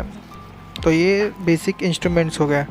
ठीक है, अभी ये हो गया हिंदुस्तानी उसमें के स्टाइल्स। और फिर कर्नाटिक, अभी बेसिक फोक म्यूज़िक के बारे में देख लेंगे। फोक में कौन से एरिया में और कौन से डेवलपमेंट्स हुए। तो फोक में बाउल म्यूज़िक जो है बंगाल एरिया से रिलेटेड है। फिर वनावन जो है वो जम्मू एंड कश्मीर से रिलेटेड है। ओवी जो है वो महाराष्ट्र एंड गोवा रीजन में डेवलप हुआ। अल्हा जो है वो एमपी रीजन में। फिर पानीहरी जो है वो राजस्थान रीजन में। फिर डांडिया को भी कंसीडर किया जाता है बट डांस में ज़्यादा किया जाता है, वो गुजरात रीजन में। पाई जो है वो एमपी रीजन में। फिर भगवती जो है महाराष्ट्र एंड कर्नाटका रीजन में। फिर खोंजाम जो है वो मणिपुर रीजन में। फिर मांड जो है वो राजस्थान रीजन में। फिर मांडो जो है वो गोवा रीजन में। फिर लावनी महाराष्ट्र रीजन में। पोवाड़ा महाराष्ट्र रीजन में। फिर कलट्टम आंध्र प्रदेश रीजन। फिर सोहर जो है वो बिहार रीजन में, ठीक है। फिर पांडवानी जो है वो छत्तीसगढ़ रीजन में, ठीक है। तो ये हो गया फोक म्यूज़िक। अभी याद रखना कि जो भक्ति मूवमेंट है वो टाइम पे भजन का कॉन्सेप्ट बहुत डेवलप हुआ था। उसमें मीराबाई, तुलसीदास, कबीर, सूरदास और रामायण और महाभारत के अलग अलग श्लोक भी डेवलप, उससे भजन और म्यूज़िक का डेवलपमेंट बहुत हुआ था वो टाइम पे। भक्ति मूवमेंट में खास करके जो इंस्ट्रूमेंट्स थे वो थे चिमटा एंड मंजीरा, जो इम्पोर्टेंट इंस्ट्रूमेंट्स थे, म्यूज़िकल इंस्ट्रूमेंट्स। फिर अभंगा जो है वो महाराष्ट्र रीजन में डेवलप हुआ था for lord Vithoba, specially Tukaram Maharaj ने डेवलप किया था। फिर भटैली जो है वो बंगाल रीजन में डेवलप हुआ था। फिर कीर्तन जो है बंगाल रीजन में डेवलप हुआ था। फिर तेवरम जो है वो तमिलनाडु रीजन में। फिर शबद जो है वो सिखिज़म में डेवलप हुआ था। फिर वहाँ पे Guru Nanak ji and his disciple Bhai Mardana, they have also mentioned it in, मतलब it is also mentioned in Adi Granth. फिर रविंद्रनाथ टैगोर संगीत डेवलप हुआ था लेटर मॉडर्न पीरियड में। फिर गाना संगीत मतलब ग्रुप में, एग्जाम्पल वंदे मातरम, ये सब मतलब ग्रुप वाले एक साथ गाई जो म्यूज़िक डेवलप हुआ था वो है। फिर हवेली संगीत, खास करके पुष्टि मार्ग जो राजस्थान रीजन में पुष्टि मार्ग संप्रदाय में डेवलप हुआ था, ठीक है। फिर अगर मॉडर्न की बात करें तो उसमें 3 इंपॉर्टेंट है, rock, jazz and pop. Jazz is more Afro American type, pop is more remix type, ठीक है, और रॉक तीसरा है। फिर अगर इंस्टीट्यूशन की बात करें तो संगीत Natak academy was developed in 1952। उसमें म्यूज़िक, ड्रामा एंड डांस तीनों के बारे में मतलब वहाँ पे आर्ट को सिखाया जाता था। फिर बहुत सारे कम्युनिटीज़ है जैसे कि बाजीगर कम्युनिटी इन पंजाब, फिर मोकेन ट्राइब इन अंडमान निकोबार। ये कम्युनिटीज़ भी अपने अपने इसमें म्यूज़िक डेवलप करते हैं, ऐसा है, ठीक है। फिर अगर म्यूज़िकल इंस्ट्रूमेंट्स की बात की जाए तो इसमें देखो 4 टाइप के इम्पोर्टेंट है, मतलब एरो टाइप, फिर परकशन टाइप, और फिर सॉलिड एंड तीसरा है, चौथा है स्ट्रिंग्स, ठीक है। तो जो एरो विंड यूज़ से जो इंस्ट्रूमेंट होते हैं उसको बोलते हैं शिशिरा वाद्य। तो इसमें बांसुरी, पुंगी, निंक्रिन, फिर शहनाई। बांसुरी मतलब फ्लूट, जो नाड़ी का कॉन्सेप्ट है वो उससे फ्लूट डेवलप होती है। इसमें फेमस है पंडित हरिप्रसाद चौरसिया। फिर शहनाई जो है मतलब 2 रीडर होते हैं वो, उसमें उस्ताद बिस्मिल्लाह खान फेमस है। फिर अवनाद वाद्य मतलब परकशन, मतलब मेम्ब्रेन जहाँ पे होती है वो परकशन होते हैं अवनाद वाद्य। तो उसमें होते हैं तबला, ढोल, मृदगम, कॉन्गो। फिर घना वाद्य मतलब सॉलिड इंस्ट्रूमेंट जो होते हैं उसमें होते हैं मंजीरा मतलब ताल, फिर जल तरंग, झांझ एंड खरताल। फिर ताता वाद्य मतलब स्ट्रिंग्स का यूज़ होते हैं, इसमें कॉर्डोफोन होते हैं उसमें, जैसे कि सरोड, वीणा, इसराज, वायलिन, सितार, तंबोरा, सारंगी, ठीक है। तो ये बेसिक टाइप ऑफ इंस्ट्रूमेंट्स थे। फिर अगर फोक म्यूज़िक के बारे में बात करें तो फोक म्यूज़िक के इंस्ट्रूमेंट्स में तंगमुरी जो खासी हिल्स ऑफ मेघालय वहाँ पे खास करके यूज़ किया जाता है। फिर आइडोफोन की अगर बात करें, आइडियोफोन, तो उसमें आते हैं चिमटा, ठीक है। फिर फोक में एक कॉर्डोफोन में आते हैं थुम्बी, जो खास करके पंजाब में ड्यूरिंग भांगड़ा यूज़ की जाती है। फिर तुनतुना होता है। एंड अगर मेम्ब्रोफोन की बात करें फोक में तो घुमोट यूज़ होता है। तो ये बहुत सारे इंस्ट्रूमेंट्स थे रिलेटेड टू इंडियन म्यूज़िक, अलग अलग टाइप के, विंड, फिर मेम्ब्रेन पर जो, फिर स्ट्रिंग्स वगैरह के साथ। फिर हम लोगों ने बेसिक क्या क्या है इसमें देखो, हिंदुस्तानी म्यूज़िक और कार्नेटिक म्यूज़िक की बेसिक एनाटॉमी याद रखना, फिर उसमें कौन से चीज़ें आती है। ज़्यादा डेप्थ में घुसने की ज़रूरत नहीं है, ऊपर ऊपर से भी याद रखना तो भी काफ़ी है। फिर जो फोक म्यूज़िक है तो उसमें अगर प्रीलिम्स में पूछ सकते हैं कौन सा एरिया में से कौन सा फोक म्यूज़िक था, तो वो थोड़ा सा एक दो बार और सुन लेना तो समझ में आ जाएगा। फिर बाकी तो इतना है नहीं, अलग अलग घराना वगैरह भी समझ लिया है, तो ये बेसिक नॉलेज के लिए समझाया था। फिर भी इतना बेसिक ही है, कुछ डेप्थ में समझाया नहीं है, तो इतना तो लगता ही है यूपीएससी डेप्थ में पूछ सकती है कभी कभार, क्योंकि इंडियन म्यूज़िक और इंडियन डांस से पूछते। It is considered as an important chapter in Indian art and culture. तो ये इंडियन डांस हो गया, इंडियन म्यूज़िक हो गया। तो इसमें ही विल ट्राई टू कवर अभी इंडियन क्या क्या रह गया, इंडियन थिएटर। अभी I also try to cover, let's see if we can, आज ही will try to cover about Indian, क्या बाकी है, इंडियन थिएटर, इंडियन पपेट्री हो, पपेट्री के बारे में पढ़ेंगे, इंडियन सर्कस, और will try to cover Indian martial arts also, देखते हैं। ठीक है, तो ये हो गया इंडियन म्यूज़िक। हम लोग पढ़ेंगे इंडियन थिएटर्स के बारे में। ठीक है, तो बेसिकली जो सोर्सेस अगर देखें तो इसमें सोर्सेस इम्पॉर्टेंट है, एंड फिर अलग अलग टाइप के जो थिएटर्स हैं और उनके स्टेट्स जो है रिलेटेड, उनके बारे में पढ़ेंगे। ठीक है, तो सबसे इम्पोर्टेंट जो है वो छत्तीसगढ़ रीजन में सीताबेना एंड जोगामीरा केव्स जो है, it is considered as oldest amphitheatre, जहाँ पे मतलब ड्रामाज प्लेज होते थे। It is considered as oldest amphitheatre. ठीक है, फिर भारत आज नाट्य शास्त्र, जो हम लोग ने म्यूज़िक, इंडियन म्यूज़िक में भी पढ़ा, इंडियन डांस में भी पढ़ा, it is also for ड्रामेटोलॉजी, drama के लिए। ठीक है, तो इसमें बेसिकली इंडियन थिएटर्स में 3 इम्पोर्टेंट ये होते हैं, नायक, नायिका एंड विदूषका। एंड ऑल्सो अगर कोई इंट्रोडक्टरी पार्ट है या कुछ है तो सूत्रधार भी एक रोल प्ले करते हैं।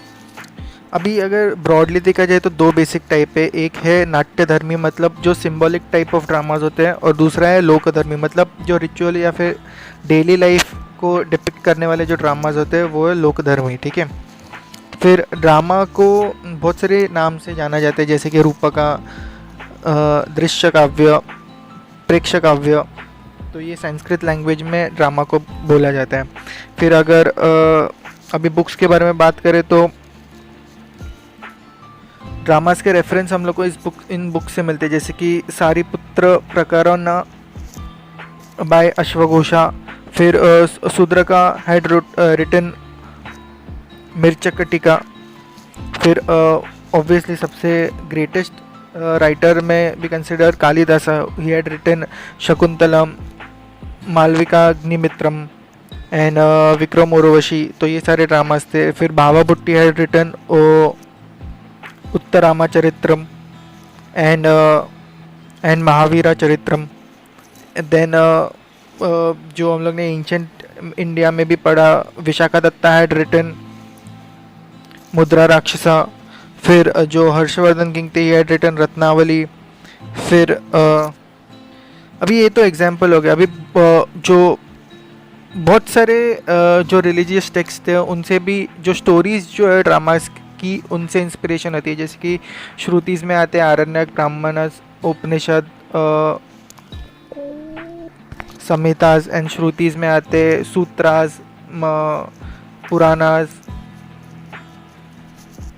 स्मृतिज में जैसे कि मनुस्मृति। फिर बेसिकली सबसे ज़्यादा तो रामायण और महाभारत के स्टोरीज को जब सबसे ज़्यादा डिपिक्ट किया जाता है इन द ड्रामास। ठीक है, और नाट्यशास्त्र जो है इसमें 2 basic type of dramas plays को कंसिडर किए हैं, एक है नाटक एंड दूसरा है प्रकारना। साउथ इंडिया की बात करें तो वहाँ पे कोडियट्टम जो केरला रीजन में, it is considered as oldest. तो बेसिकली देखो 3 टाइप ऑफ कैटेगरी है, एक है रिचुअल टाइप, फिर एंटरटेनमेंट टाइप, और तीसरा है सदर्न इंडिया में जो अलग टाइप के प्लेज होते थे वो। ठीक है, तो ये बेसिक 3 टाइप है। अभी अगर हम लोग स्टेट वाइज बात करें तो इम्पोर्टेंट वहाँ के थिएटर्स है, Ankia Naat in Assam region, was developed by Shankaradeva and his disciple Mahadeva. This Anika Nat, it uses masks, okay, and it has mostly Krishna stories. Then Ram Leela जो यूपी रीजन में it is based on Ramayana, खास करके mostly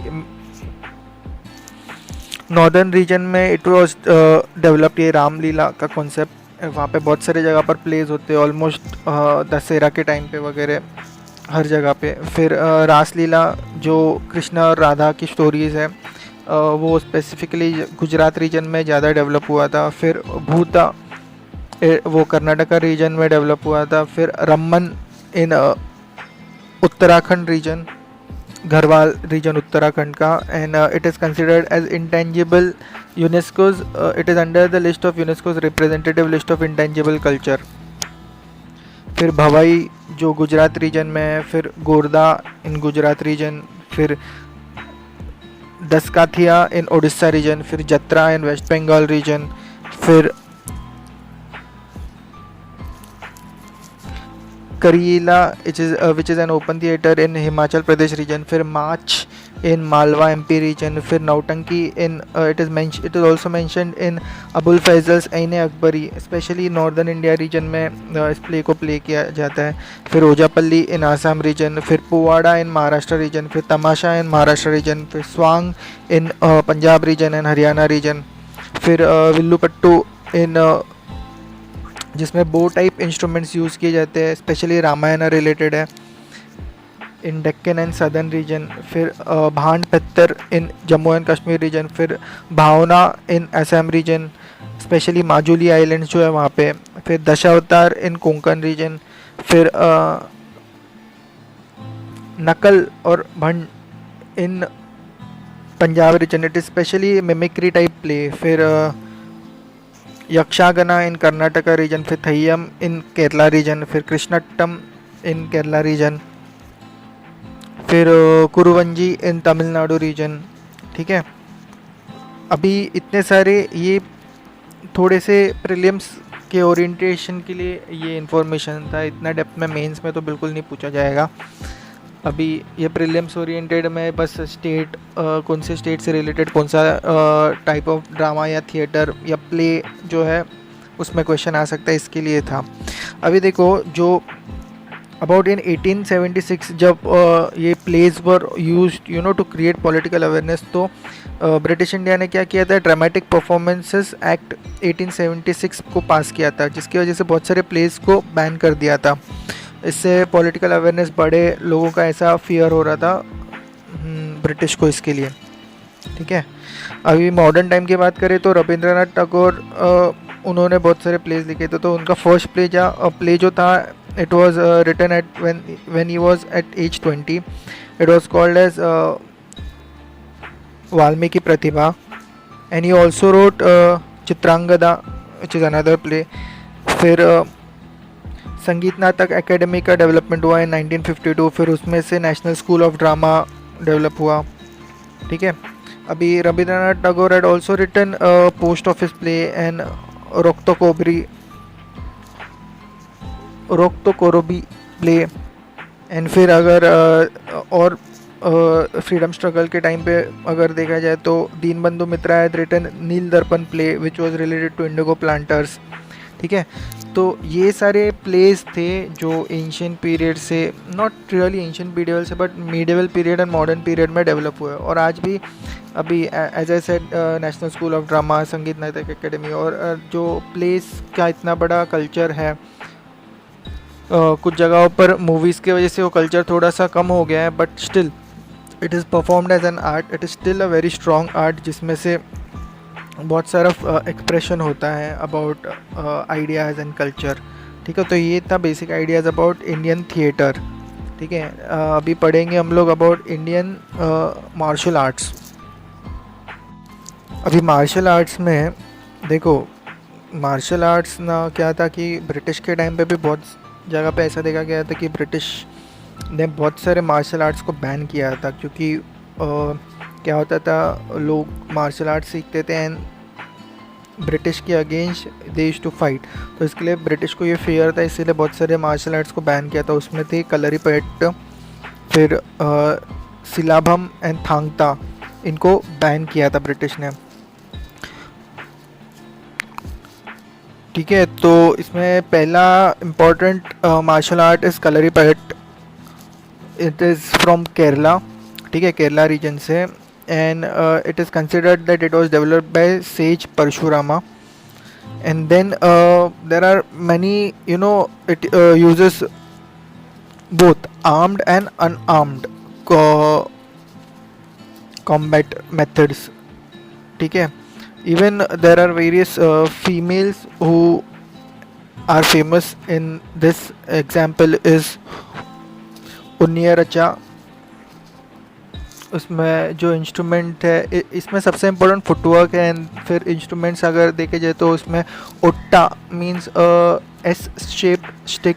फिर जो exercise होते हैं उनको माई पेट बोलते हैं. एंड पुलियान कम मतलब स्वॉर्ड फाइट, ओके. एंड वेरुमकाई मतलब बेयर हैंडेड फाइट. तो ये बेसिक्स थे अबाउट कलरीपयट्टू, ठीक है. Next is Silambam, which was developed in Tamil Nadu region. ठीक है. It is also mentioned in the book Silappatikaram. It is considered that it was developed by Lord Murugan and sage Agastya in mythology. It uses Silambam bamboo in the martial arts, okay. मतलब during the fight, ठीक है. Next martial art is Thangta. Thangta means sword and spear, okay. It was developed in Manipur region. And Thangta is the armed part, okay, of combat. And जो सरिट सरक जो है, it is considered unarmed जो combat होता है उनको. And जब ये आर्म्ड एंड अनआर्म्ड दोनों मिलके जो बनता है, it is called as Huyen Langlon. Huyen Langlon, HUYENLANGLON. Next martial art is it is called Cheibi Gadga. It was developed in Manipur region again, ठीक है. Next martial art is Parikhanda. It developed in Bihar region and it is also used in Chahu dance. फिर थोड़ा martial art developed in Himachal Pradesh region. It represents mostly the Mahabharata time stories. फिर Gatka martial art which is related to Sikhism and it developed in Punjab region. फिर Mardani Khel, it developed in Maharashtra specially in Kolhapur region. It uses patta and vita. Means patta means sword and vita means a corded lance. अभी सबसे oldest weapon जो है basically it is called लाठी, जो लाठी थी. And अगर अभी मणिपुर के बारे में पढ़ लिया तो मिज़ोरम में जो मार्शल आर्ट है, it is called Inbuan wrestling, okay. Tamil Nadu region में जो मार्शल आर्ट है, it is called Kuttu Varisai. It is kind of unarmed martial art and it is also mentioned in Sangam literature. Then Varanasi region में जो मार्शल आर्ट है खास करके it is called मुश्ती युद्ध. Then Sqay जो मार्शल आर्ट है, it is in Kashmir region. फिर मल्ल युद्ध जो है, it is in southern. Specially Krishnadevaraya was he was famous for developing this martial art. फिर मल्लखंब जो है वो महाराष्ट्र रीजन में है. इट डेवलप, यहाँ पे पोल एंड रोप्स का यूज़ किया जाता है. एंड अगर एक और निकोबार आइलैंड्स में जो मार्शल आर्ट्स है इसको बोलते हैं किरिप एंड साल्डू, ओके. तो ये कुछ बेसिक मार्शल आर्ट्स थे. इसमें से सबसे इम्पोर्टेंट तो कलरीपयट्टू, सिलम्बम एंड थांगता, ये सारे हैं. और ये मार्शल आर्ट्स का इन्फ्लुएंस हम लोग ने डांस में भी पढ़ा था कि थांगता का इन्फ्लुएंस कैसे जो मणिपुरी रीजन था वहाँ के डांस कल्चर पे भी पड़ा. तो और ये जो मार्शल आर्ट्स है काफ़ी एंशिएंट टाइम से चलते आ रहे हैं. और अभी भी बहुत सारे ऐसे टीचर्स हैं जो इन मार्शल आर्ट्स को सिखाते हैं, विच इज़ वेरी इंपॉर्टेंट, ताकि वो कल्चर इंटैक्ट रहे हमारा. बहुत सारे Bodhidharma is an important personality who took martial arts from India to China. और फिर वहाँ पे बाद में जो चाइनीज़ मार्शल आर्ट्स जैसे कुंग-फू वगैरह डेवलप हुए, कुंग-फू कराटे वगैरह डेवलप हुए. ये had gone to China in about 6th century AD. बाद में यहाँ पे शाओलिन मॉनेस्ट्री में ही ट्रेंड एंड बाद में बहुत सारे मार्शल आर्ट्स वहाँ से डेवलप हुए। एक्चुअली ऐसा कंसिडर किया जाता है क्योंकि काफ़ी सारे मूव जो कुंग फू में है वो काफ़ी मैच करते हैं कलरीपयट्टू से। ठीक है, इसके लिए इंडियन इन्फ्लुएंस कितना था बेसिकली वर्ल्ड के पूरे मार्शल आर्ट्स पे ऐसा देखा यहाँ से देखा जाता है।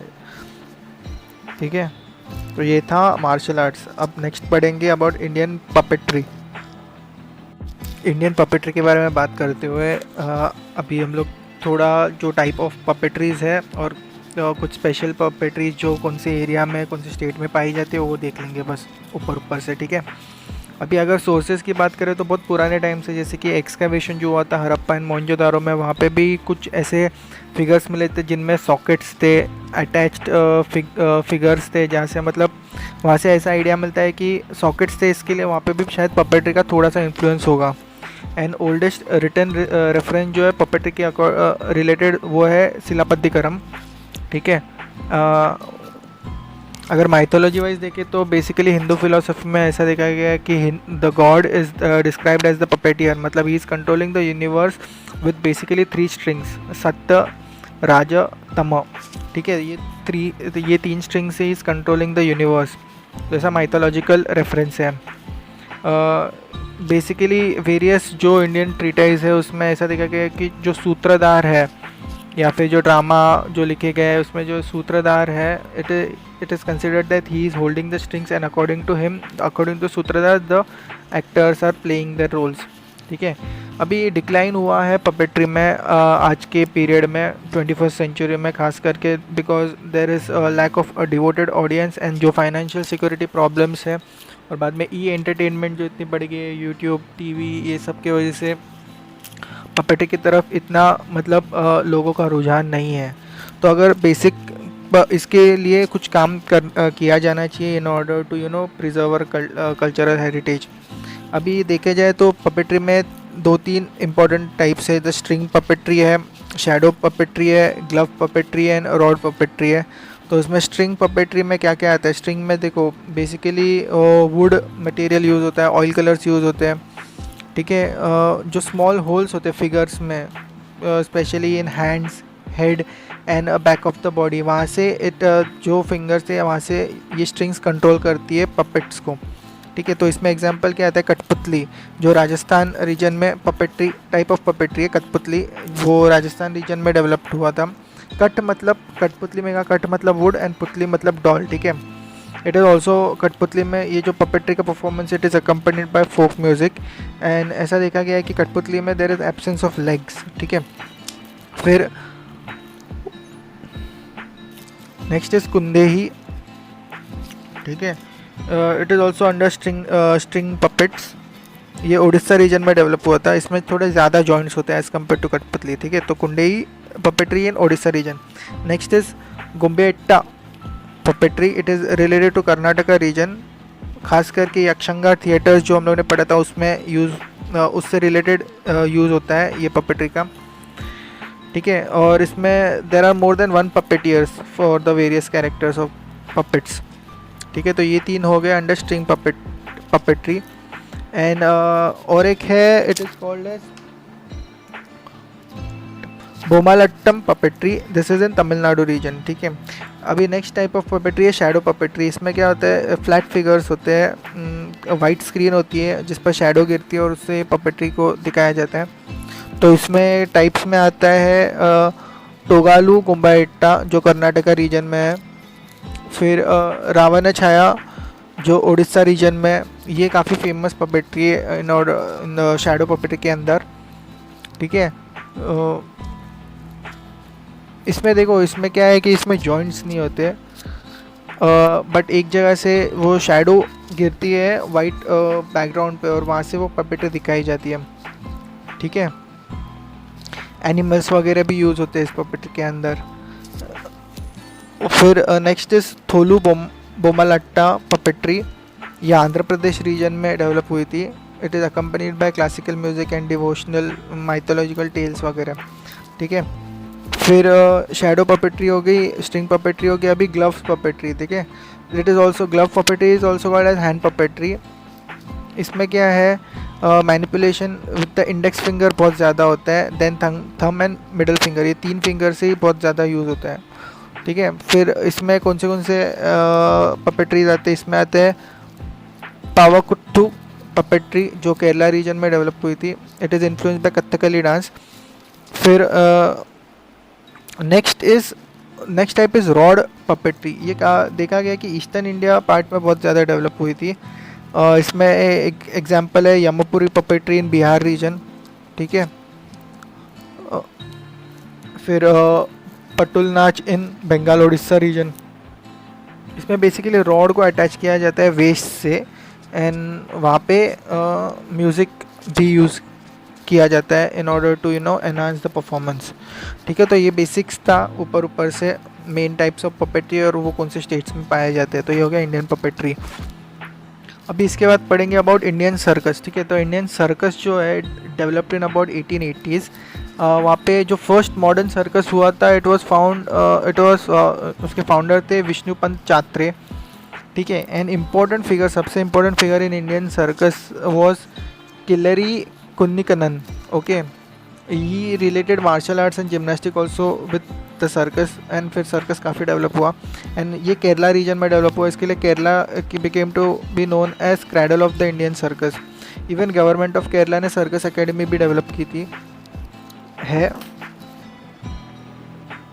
And Keeleri Kunhikannan is considered as father of Indian circus. फिर later on major companies develop हुई इंडियन सर्कस में, जैसे कि the ring circus bye K Damodaran, फिर great Bombay circus by Baburao Kadam, फिर Gemini circus in Gujarat region, it was famous for Raj Kapoor's Mera Naam है joker, जो music video था उसमें इट वाज यूज्ड, ठीक है। फिर Jumbo Circus which was develop in north Indian specially in Bihar region, it was also called as pride of India in the circus. फिर important personality और एक related to circus was Damu Dhotre, he was most popular Indian ring master who went to USA and other countries like France and Russia also, and he was also called as wild animal man because he could play very well with the animals in the circus. But अभी देखा गया है कि there is a very high decline in the circus industry, basically क्योंकि ये देखो ये guarded secrets होते हैं सर्कस के, इसके लिए हेरिडेटरी गार्डेड सीक्रेट्स होते हैं, इसके लिए वो हेरिडेटरी इतना डेवलप नहीं हुआ सर्कस। फिर और एग्जांपल है जैसे कि इतना इंटेंस ट्रेनिंग होता है छोटे बच्चों का which is not really allowed, जैसे कि Supreme Court had banned dangerous activities for less than 14 years of children.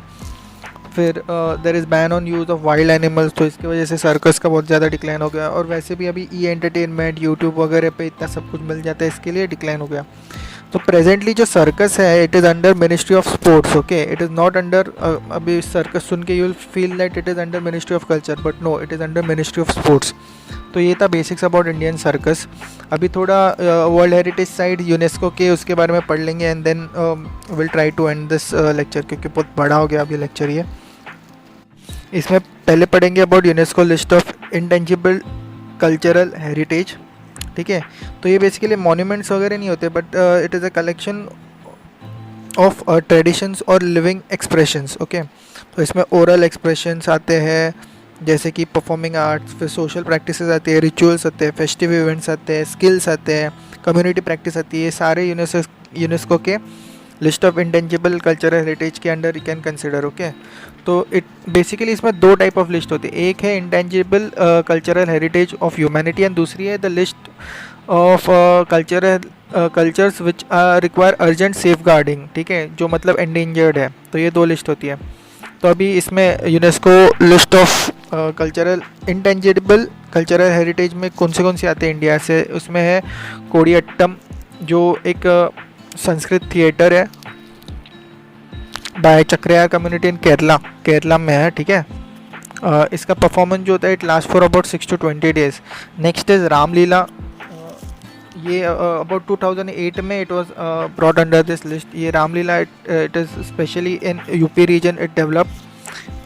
फिर रामायण जो होता है इसमें it is portrayed by various actors especially before Dasera, and 10 और मोर सक्सेसिव नाइट्स तक ये चलता रहता है, ठीक है। फिर एक स्पेशल और यूनिक रामलीला है which is called as Bakshi ka Talab in Lucknow region. It is where Rama, Lakshmana, Hanumana are played by Muslim youths, okay, in order to increase the communal harmony. Okay harmony को डेवलप करने के लिए दो communities में जैसे कि हिंदू और मुस्लिम में ये रामलीला इस परफॉर्म, ठीक है। फिर वैदिक चैंटिंग, नेक्स्ट इज़ वैदिक chanting which is considered as oldest unbroken oral tradition. Next is Ramman, RAMMAN in from UK, मतलब Uttarakhand, okay. It is also a ritual theatre. Next is Mariyattu, which is a ritual theatre from Kerala. फिर Kalbelia from Rajasthan region. Kalbelia dance, okay, by Kalbelia community. फिर जो चाहू dance है जो Orissa, Jharkhand, waste Bengal में, अभी जो झारखंड एंड वेस्ट बंगाल वाला है इट इंक्लूड्स मास्क, एंड जो उड़ीसा मतलब मयूरभंज चाहू है it does not include mask, okay.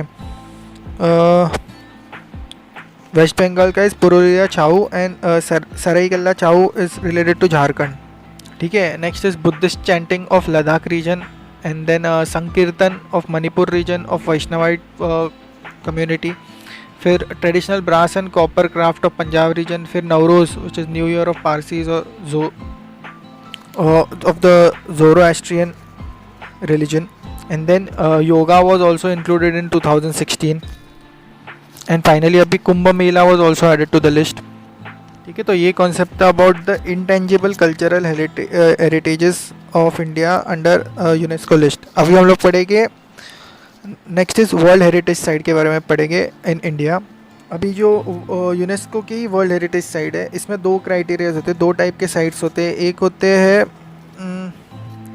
Natural site और दूसरे होते हैं आर्किटेक्चरल साइट, ठीक है। तो उसमें क्राइटेरिया क्या होता है सिलेक्शन के लिए, the nominated site must be outstanding of universal value और and having any or all of the following, मतलब क्रिएटिव जीनियस या फिर humanistic values which are spread over span of time, फिर कल्चरल, आर्किटेक्चरल, टेक्नोलॉजी वाइज कुछ heritage है उसमें, फिर कोई सेटलमेंट है, यूज़ है लैंड का, सी का, एस्थेटिक्स है, बिलीव्स है, आइडिया है, इसमें से कुछ भी अगर मिल रहा है कोई भी साइट में से तो उसको कंसिडर किया जाता है।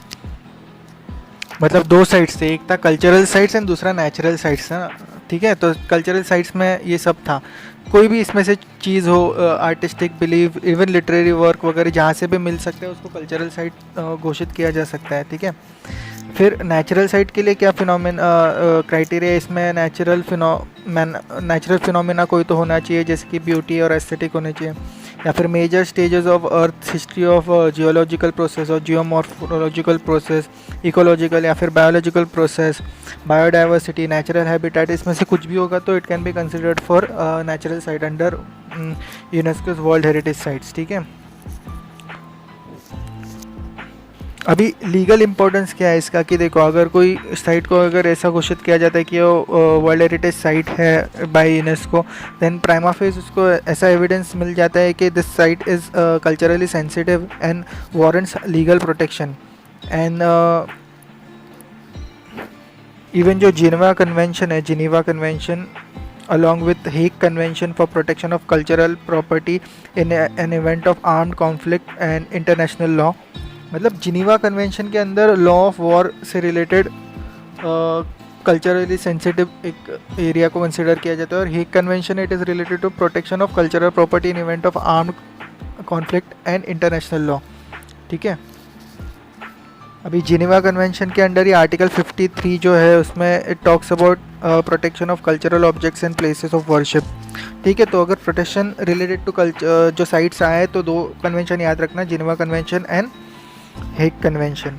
खास करके हेग कन्वेंशन अभी काफ़ी न्यूज़ में था, इट इज़ रिलेटेड टू अगर क्योंकि वॉर की धमकियाँ मिलती रहती है एक दो कंट्रीज़ में, तो वहाँ पे एक इम्पोर्टेंस है कि आप कल्चरल प्लेसेस पे कोई आर्म्ड कॉन्फ्लिक्ट नहीं कर सकते, ठीक है, तो जिन्होंने भी ये साइन किया है तो they are legally bound under it.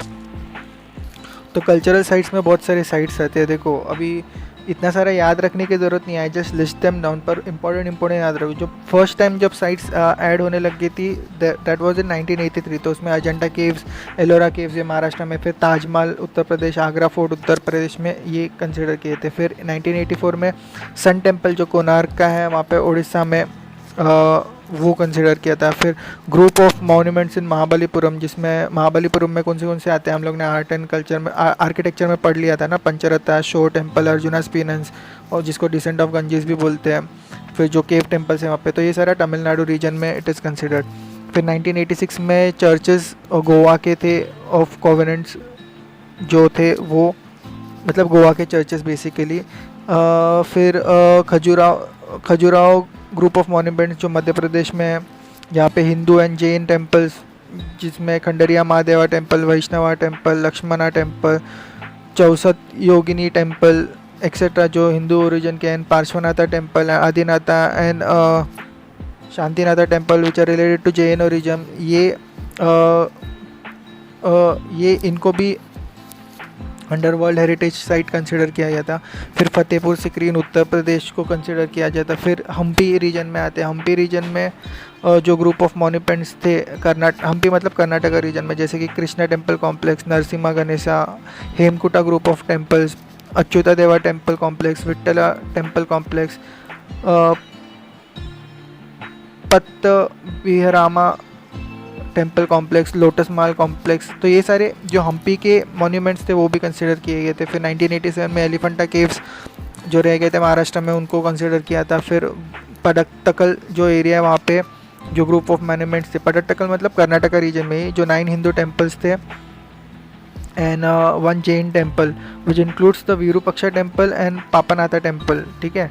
तो विरूपक्षा टेम्पल जो था 1987 में इट वॉज कंसिडर्ड। फिर जो चोला टेम्पल्स थे जैसे कि बृहद्रेश्वरा टेम्पल तंजावुर तमिलनाडु में, फिर ऐरावतेश्वरा टेम्पल, फिर दारासुरम टेम्पल तमिलनाडु, ये सब तमिलनाडु में इट वाज कंसिडर्ड। फिर 1989 में Buddhist monuments at Sanchi Madhya Pradesh, उनको कंसिडर किया था, जिसमें great stupa, Ashokan pillar, Shunga pillar, Siri Satakarni inscription of Satavahana period and then various other stupas, उनको कंसिडर किया था। फिर 1983 में हुमायूं टॉम जो है दिल्ली में, उसको कंसिडर किया था। फिर Qutub Minar and its monuments of Delhi, उसको भी कंसिडर किया था।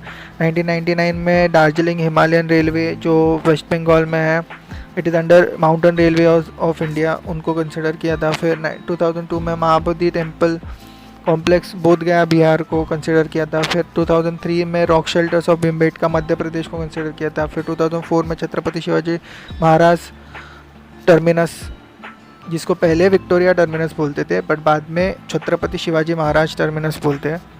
आप मुंबई में आएंगे तो उसको CST बोलते हैं, जब ट्रेन से यहाँ से वहाँ से ट्रैवल करना होगा तो मुंबई में छत्रपति शिवाजी महाराज टर्मिनस को कंसिडर किया था। फिर गुजरात रीजन में चंपानेर पावगढ़ आर्कियोलॉजिकल पार्क को कंसिडर किया था। फिर 2005 में Nilgiri mountain railways under mountain railways of India, उसको कंसिडर किया था। फिर 2007 में रेड फोर्ट कॉम्प्लेक्स दिल्ली को कंसिडर किया था। 2008 में कालका शिमला रेलवे हिमाचल प्रदेश में जो है under mountain railways of India को कंसिडर किया था। 2010 में जंतर मंतर जयपुर राजस्थान रीजन में को कंसिडर किया था। फिर 2013 में जो बाकी के हिल फोर्ट्स है राजस्थान के, जैसे कि चित्तौड़गढ़, रणथंभौर, जैसलमेर, कुंभलगढ़, अम्बेर, गागरोन, इनको कंसिडर किया था। फिर 2014 में रानी की वाव मतलब the queen stepwell Gujarat region में, उसको कंसिडर किया था। 2016 में architectural work of Le Corbusier मतलब जो चंडीगढ़ में कैपिटल कॉम्प्लेक्स है, उसको कंसिडर किया था।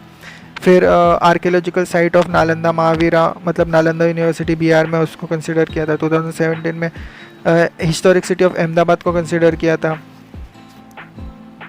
फिर 2018 में Victorian art and decoration ensemble जो मुंबई में, उसको कंसिडर किया था। 2019 में जयपुर सिटी को कंसिडर किया था राजस्थान में, ठीक है। तो ये सारे अबाउट कितने हो गए अभी, ये 38 साइट्स हो गए।